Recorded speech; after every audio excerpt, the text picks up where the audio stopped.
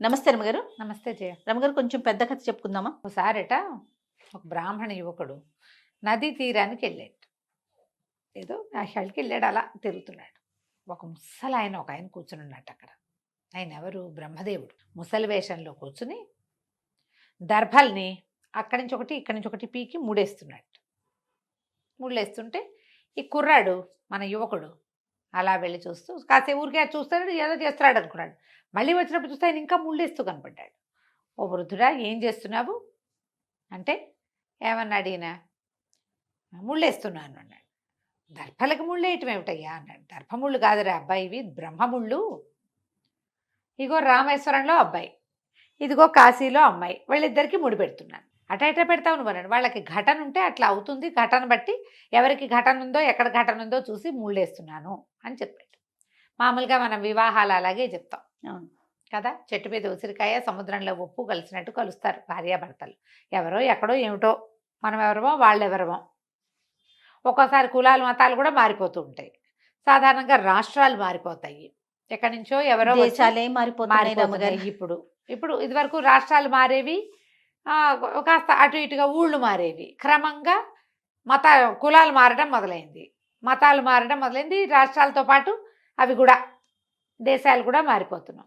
ఇలా ముళ్ళేస్తుంటే కుర్రాడు అన్నాడు, అదేం పని, అట్లా చేస్తావా అంటే, అట్లాగే అవుతుంది, వాళ్ళ ఘటన ఉంది, ఘటన ఉంటే మూడేస్తున్నాను అంతే నేను అనేసరికి, అయితే నాకు ఎక్కడ ఘటన ఉందో చెప్పు అన్నాడు. అనేసరికి ఈ పిల్లవాడిలో ఉన్న వేళాకోళాన్ని గమనించాడు ఆయన. సరే చెప్తాను ఉండని వాటి నుంచి ఆ గుంపులోంచి వీడి పేరుతో ఒక దర్భ లాగాడు. యువతలో ఉన్న రెండో గుంపులోంచి మళ్ళీ ఒకటి లాగి, మరి గంగానది తీరంలో స్వపచుడని ఒక చండాలుడు ఉన్నాడు, వాడికి ఒక కూతురు, అదే నీ పెళ్ళం అని ముడేసేసాడు. నిర్ఘాంతపోయాడు కుర్రాడు. హౌరవురా, ఇంత మాట అంటావా? స్వచ్ఛమైన బ్రాహ్మణ వంశంలో పుట్టాను నేను, చండాలుడు కూతురు నేనెందుకు చేసుకుంటాను? అట్లా ఎట్లా అవుతుంది, నాకేం తెలుసురా, ఘటన అట్లా ఉంది, నీకు స్వపచుడు కూతురుతో పెళ్ళుంది అంతే అంతే అనేసరికి పోపో అని చెప్పేసి అక్కడ ఉన్న దర్భలన్నీ విసిరేసాడు. నోటుకొచ్చినట్టు మాట్లాడతావా, పెద్దవాడివని అడిగితే ఇట్లా మాట్లాడతావా అన్నాడు. ఇంటికి వెళ్ళిపోయాడు. కానీ లోపల పీకటం మొదలుపెట్టింది. నిజమేనేమో అని. అయిపోతే ఒకవేళ, ఎందుకంటే తన స్నేహితుడు ఎవరో ఎక్కడికో వెళ్ళి అక్కడ ఒక పిల్లని చేసుకుని తెచ్చుకున్నాడు, దక్షిణాది వాడు ఉత్తరాదికి వెళ్ళి చేసుకున్నాడు. ఇటువంటిది ఏమైనా జరుగుతుందేమో అని అనిపించింది. సరే ఏమనుకున్నాడు, ఆలోచిద్దామని బయలుదేరాడు. వెళ్ళగా వెళ్ళగా వెళ్ళగా సరే గంగా తీరానికి వెళ్ళిపోయే దారులు దొరికినాయి కుర్రాడికి. అక్కడికి వెళ్ళి అసలు అక్కడ స్వపచుడు ఉన్నాడా, వాడికి కూతురుందా చూద్దామనుకున్నాడు. వీడొక 14, 15, 16 సంవత్సరాలు, వాడు ఒక 20, 16 ఏళ్ళు ఉన్నాయి. వెళ్ళాడు. వెళ్ళగా వెళ్ళగా వెళ్ళగా గంగా తీరాన రకరకాల పల్లెలు ఉన్నాయి, అందులో ఒకటి ఈ పల్లె వీళ్ళది. అక్కడ స్వపచుడు అని ఎవరైనా ఉన్నారా అని అడిగితే స్వపచుడు అని ఒకడున్నాడు, వాడికి ఏడాది నిండుతున్న పిల్ల ఒకటి ఉంది, అదే వీడి పెళ్ళాం. ఇప్పుడు ఆ రోజుల్లో 20 ఏళ్ల వారితోటి కూడా పెళ్ళిళ్ళు చేసేవాళ్ళు కదా, పెద్దవాళ్ళే చేసుకునేవాళ్ళు చిన్నపిల్లల్ని. అడిగిపోయాడు. అబ్బా, ముసలాయన చెప్పినట్టుగా గంగా తీరం ఉంది, తీరంలో పల్లుంది, పల్లెలో స్వపచుడు ఉన్నాడు, స్వపచుడికి కూతురు కూడా పుట్టింది, ఇదే నా పెళ్ళాం అవుతుందేమో, ఎట్టగైనా ఆ పిల్లని చంపేయాలనుకున్నాడు వీడు. అక్కడి నుంచి ఆ పల్లెలో ఒకరిని పట్టుకున్నాడు. వాడికి కొంచెం ధనం ఇచ్చి వాడికి ఏం చెప్పాడంటే, అరే స్వపచుడు కూతుర్ని లేకుండా చేయాలి. వాడిని కొంచెం కళ్ళు తాగాక వాడికి ఒక ఉద్రేకం వచ్చిందని భయం వేసింది.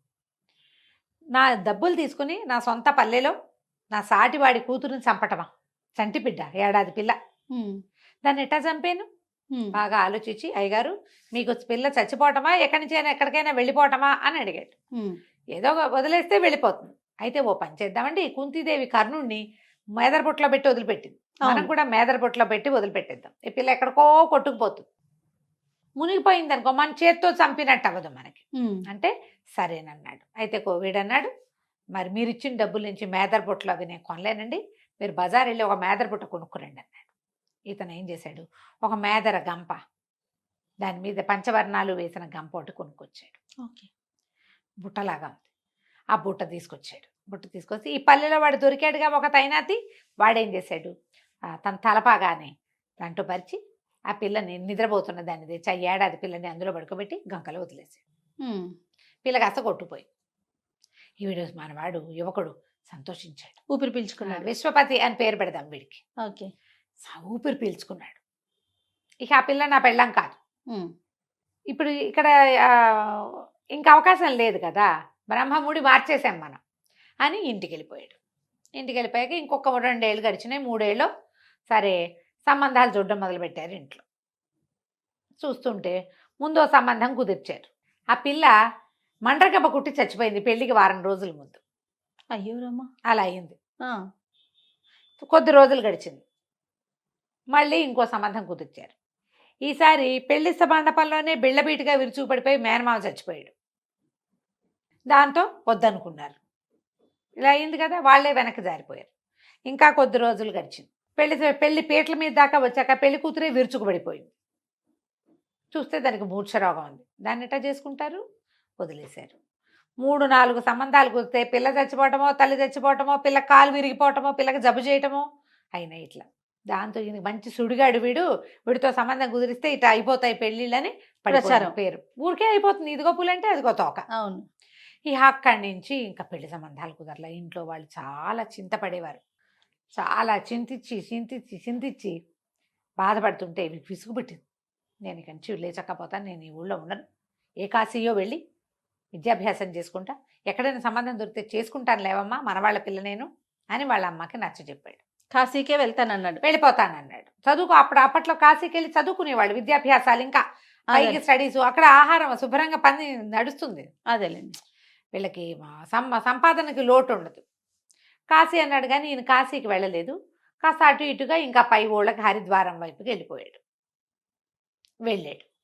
వెళ్ళిన తర్వాత ఏమైంది, ఆ ఊరు ఈ ఊరు తిరుగుతున్నాడు. ఒక రోజుకి ఏదో వేరే పక్క ఊర్లో ఉన్న దేవాలయం చూడడానికి వెళ్ళాడు. ఆహారం దొరక్క కళ్ళు తిరిగిపోయింది. ఒక ఇంటి వాకిట్లో కూర్చున్నాడు. ఆ ఇంటి గృహస్థు బయటకు వచ్చి చూశాడు. బాబు ఏ ఊరండి, ఏమిటండి అని కనుక్కుని, మనవాళ్ళ పిల్లవాడేను అని ఇవన్నీ కనుక్కుని, ఏం యజుశాఖ అండి మీది? రుక్శాఖ అంటే మాది రుక్శాఖ అని చెప్పుకున్నారు. ఇందులో శాఖలు ఉంటాయి.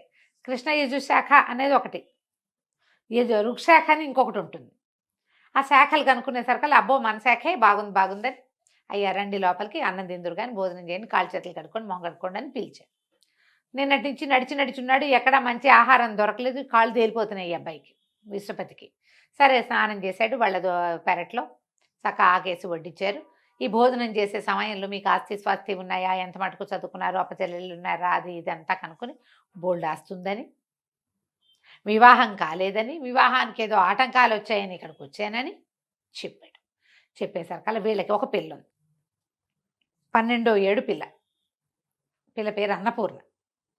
ఆయన వీళ్ళు ఆలోచించుకుని పెళ్ళాన్ని చెప్పాడు. ఏమే శుభ్రంగా రూపసిగా ఉన్నాడు, పిల్లకి ఈడే పర్వాలేదు, వృద్ధుడు కాదుగా, యువకుడే, ఒక 20-30 ఏళ్ళు ఉంటాయి. 30 ఏళ్ళు ఉంటే మంచి పెళ్లి కొడుకు. ఓకే. ఆ రోజుల్లో పిల్లనిచ్చి పెళ్లి చేసేద్దాం. పిల్ల ఇంకా పెద్దదవల, ఇవాళ రేపో పెద్ద మనిషి అవుతుంది అంతే, అంత వయసు ఉన్న పిల్ల, పెళ్లి చేసేద్దామని అనుకున్నారు. సరే వీడికి అక్కడెక్కడ పెళ్ళిళ్ళు అవటం లేదు కదా, ఎక్కడ సంబంధాలు కుదరలా, మన వాళ్లే కదా, మన శాఖే. సరేనని పెళ్లి కొప్పుకున్నాడు. వెంటనే వారం రోజుల్లో ముహూర్తం కుదిరింది. చక్కగా వివాహం జరిపించారు. వివాహం అయిపోయిన తర్వాత సరే పూజ గదిలోకి తీసుకెళ్ళారు పెళ్లి కుమారుడిని. తీసుకెళ్ళేసరికల్లా అక్కడ చక్కగా పెద్ద దేవుడి మందిరం, పక్కన ఒక మేదర బుట్ట పెట్టుంది. పై ఉలికి పడ్డాడు. ఈ బుట్ట ఏంటండి అన్నాడు. ఆ బుట్ట దేవి వరప్రసాదం ఆయన, మాకు సంతానం కలగల చాలా ఏళ్ల పాటు. 11-12 సంవత్సరాల నాడు మా ఆవిడకి ఒకనాటి రాత్రి కలొచ్చింది. పార్వతీదేవి కల్లో కనపడి, గంగానదీ తీరానికి వెళ్ళు, నీకు ఒక సంతానం దొరుకుతుంది అని చెప్పింది. ఆ చెప్పింది పార్వతీదేవి అన్నపూర్ణావతారంలో గరిటె పుచ్చుకొని కనపడింది. మేము అప్పుడు కాశీలో ఉన్నాం. అందుకని నా భార్య వెళ్ళి గంగా తీరంలో కూర్చుంది, కలొచ్చింది కదా అని మేదర బుట్ట కొట్టుకొచ్చింది. అందులో ఈ ముద్దులు మూట కట్టే ఏడాది పిల్లుంది. పిల్లకి మేము అన్నపూర్ణ అని పేరు పెట్టుకుని పెంచుకున్నాను ఆయన. ఇంకా మాకు దొరికిన పిల్లని అందరికీ తెలుస్తుందని మేము ఆ ఊళ్ళో ఉండలేదు. అక్కడి నుంచి వచ్చేసి ఇక్కడ స్థిరపడ్డాం. అమ్మవారి పేరే పెట్టుకుని పిల్లనే అమ్మవారిగా కొలుచుకుని పెంచుకున్నాం. ఆ బుట్ట అదేనన్నాడు. నేను కాంతపోయాడు. తను వదిలిపెట్టిన మేదర బుట్ట వీళ్ళకి దొరికి వీళ్ళు వేరే ఊరు వెళ్ళిపోయి మళ్ళీ తనకి పెళ్ళైపోయింది. ఇక కామ్గా ఉండిపోయాడు. ఒక రకమైన నిశ్శబ్దంలోకి వెళ్ళిపోయాడు. ఏం మాట్లాడాలి. వివాహ తంతులన్నీ మూసినాయని అయినాయా. టక్కన ఊరికే వాకిటోకి వెళ్ళొస్తున్నట్టుగా వెళ్ళి బయటికి వెళ్ళిపోయాడు. ఈ అమ్మాయి అన్నపూర్ణ తెలివైంది. ఆ బుట్టను చూడంగానే ఈ మొగుడి మొహాల్లో రంగులు మారిపోవటము, తర్వాత అతను నిశ్శబ్దంగా ఉండిపోవటము గమనించింది. ఇతను బయటికి వెళ్తుంటే వెల్లిగా వెనకాల వెళ్ళింది. నడుచుకుంటూ వెళ్ళిపోయాడు. పిల్ల ఇంకా ఇంటి కోసం చూడలా, వాడు వెనకాలే పడి వెళ్ళిపోయింది. మొగుడు వెనకాలే పడి అతను వెళ్ళిపోతున్నాడు. ఆ విశ్వపతి అతని వెనకాలే ఈ పిల్ల వెళ్ళింది. తను ఆలోచించి ఆలోచించి బ్రహ్మరాతను తిరగరాయాలని చంపేయటానికి కూడా నేను సాహసించిన, మళ్ళీ ఇది నా పాల్పడిందే ఎవరెవరా అని అనుకుంటూ ఇక ఆలోచన పిచ్చెక్కిపోయిందనమాట. నడిచి నడిచి నడిచి నడిచి నడిచి ఏదో ఒక సత్రంలోకి చేరాడు. ఎక్కడో ఈ పిల్ల కూడా సత్రంలోకి ప్రవేశించింది. ఇతను వెళ్ళాక ఈ హంపకంపాలతో జ్వరం వచ్చేసింది అతనికి. విపరీతమైన జ్వరం. ఆ సత్రం వాళ్ళు అయ్యో పాపం వచ్చిన బ్రాహ్మడు ఈయన ఏమిటో జబ్బు చేసింది ఇట అని ఏదో వైద్యుడిని పిలిపించారు. ఇతనికి సంధి వచ్చేసింది. ఏవో మాటలు, డెలీరియం అన్నమాట. ఏంటి మనం భగవంతుడి రాతను తిరగరాయడానికి మనం ప్రయత్నం చేస్తే చివరికి ఏమవుతుంది. అయితే ఈ పిల్ల ఏం చేసింది, నేను సేవ చేస్తానండి, నాకు ఎవరు లేరని దగ్గర కూర్చుని వీడికి అనుపానం పథ్యం పానం చూసి డాక్టర్ ఇచ్చిన మందులు అయినవరా వైద్యుని పిలిస్తే ఆ రోజుల్లో మనకు మళ్ళీ డోలోలా పారాసెటమాలా ఎప్పటికో తగ్గాలి. ఎన్ని రోజులో పట్టింది జ్వరం తగ్గడానికి. అయితే ఈ సేవ చేయడానికి ఉన్న పిల్లని గమనించుకున్నాడు. కొంచెం స్పృహ వచ్చాక అతను భార్య అని తెలిసిందా. అమ్మాయిని గుర్తుపట్టాల అతను. మతిపోయింది వాడికి, ఓకే. మతిపోయింది. ఇక ఉండిపోయాడు అట్లా. ఈ అమ్మాయి మెల్లిగా సేవ చేసింది. కొన్నాళ్ళకి అతను కొంచెం కోలుకున్నాక రోజు అన్నం తెచ్చిపెట్టి, సత్రంలో ఏముంది ఆ రోజుల్లో సత్రాలు ఎవరైనా పని చేయడానికి కుదురుకుంటే వాళ్ళకి అన్నపానాలు హాయిగా నడిచిపోయేవి. ఫ్రీ సత్రాలు ఉండేవి ఎక్కువగా. ఇన్నాళ్ళు ఎందుకున్నావు అలా అడిగేవాళ్ళు కాదు. ఇట్లా జబ్బును పడితే జబ్బు తగ్గేదాకా సత్రంలో ఉండొచ్చు, నామకే వాస్తే ఎన్నాళ్ళు ఉంటారు అని అడిగేవాళ్ళు. జబ్బు చేసిన వాడిని ఏమడుగుతారు, తగ్గేదాకా ఉంటాడు. ఈ పిల్ల కూడా ఏదో ఆ పై పని చేస్తూ వంట పనికి సహాయం చేస్తూ ఇతన్ని చూసుకుంటూ ఉండేది. నెల పట్టింది అతనికి తగ్గడానికి. నెల రోజుల తర్వాత ఆ అబ్బాయి ఈ పిల్లని చక్కగా చూసుకున్నాడు. పిల్ల చక్కగా ఉంది, చక్కగా పనిచేస్తుంది, అన్ని అనుపాను కనుక్కుంటుంది. సరే, సత్రంలో వాళ్ళు అన్నారు, పెళ్లి కాని పిల్ల బాబు, ఒంటరి పిల్లట, మీకు ఏమైనా వివాహం కాకపోతే ఈ పిల్లని పెళ్లి చేసుకుని ఎంతో బాగా మిమ్మల్ని చూసిందంటే పెళ్లి చేసుకుంటాను అన్నాడు. పెళ్లి చేసుకుంటానంటే ఆ అమ్మాయి అడిగింది, మీకు వివాహం కాలేదా అని. అంటే అయ్యింది, కానీ ఒక విరక్తితోటి దాని మీద మనసు తిప్పుకున్నాను అని చెప్పాడు. అక్కడి నుంచి వివాహం తంతు అన్నీ ఏర్పాటైనాయి. వాళ్ళే చేశారు ఆ సత్రంలోనే. అప్పట్లో పెళ్ళిళ్ళకి మనకు మళ్ళీ బఫేలా డిన్నర్లా ఏముంది, తూతూ మంత్రం చేసుకునే వాళ్ళ చక్క మంత్రం ఉండాలి, సన్నాయి ఉండాలి, మంత్రం ఉండాలి, ఇకేం ఉండక్కర్లా. ఏదో పసుపు బట్టలు కట్టుకున్నారు. సరే, సూత్రధారణకి తాడు పుచ్చుకుని మూడైపోయేసరికి అలా అమ్మాయి మెళ్ళ మంగళసూత్రాలు కనపడ్డాయి. బ్రాహ్మడికి నిర్ఘాంతపోయాడు.